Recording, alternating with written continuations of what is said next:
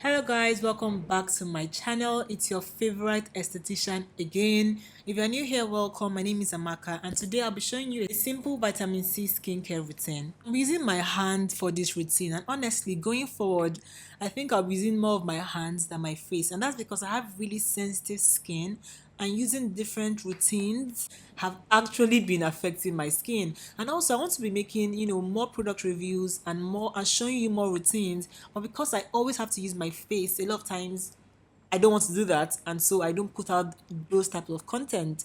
So I'm sorry, but my hands are about to become famous because I'll be using them like most of the time.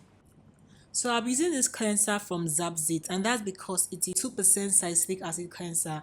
Now, one of the issues with vitamin C is getting it to penetrate into the skin.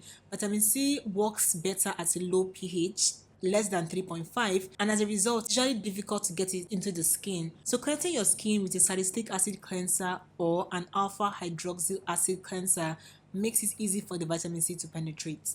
I've heard a lot of people say things like vitamin C should only be used at night. That's actually not true because vitamin C is primarily an antioxidant, and antioxidants are preferably used in the morning because that's when we have more free radicals being generated in our skin. So our skin is slightly damp now and it's time to apply our vitamin C serum. I'm using the one by Timeless, and I like this one because it contains ferulic acid and vitamin C. Okay, one thing about vitamin C is that in addition to it being difficult to penetrate the skin, it's also very unstable in light. It oxidizes very easily. So pairing it up with other antioxidants can increase the shelf life, especially when you pair it up with ferulic acid and vitamin E. Another reason why I really love this product is because it is packaged in an airless pump, meaning that it won't oxidize easily because air cannot penetrate the packaging very easily.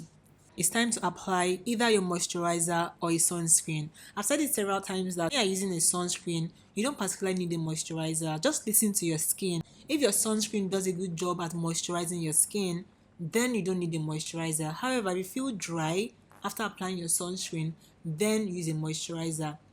Anyway, for this video, I'll moisturize, then use a sunscreen.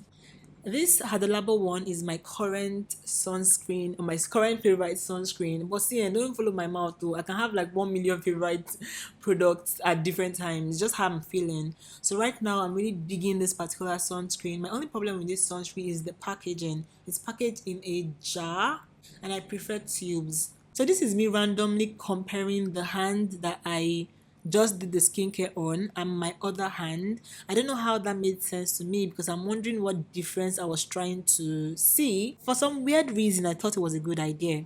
That's all I have for this video. Thank you so much for watching. Don't forget to share, like, and subscribe, and I'll see you in my next video. Bye.